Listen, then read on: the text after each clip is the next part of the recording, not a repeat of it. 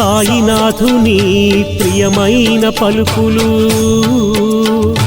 భక్తి శ్రద్ధలతో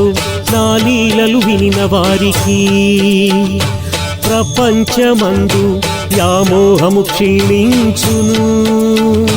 బలమైన ప్రేమ భక్తి కెరటములు లేచును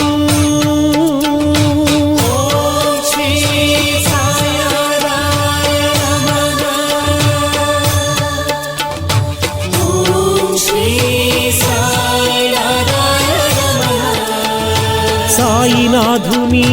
ప్రియమైన పలుకులు ఎవరైతే నా లీలలలో మునిగెదరో వారికి జ్ఞాన రత్నములు లభించును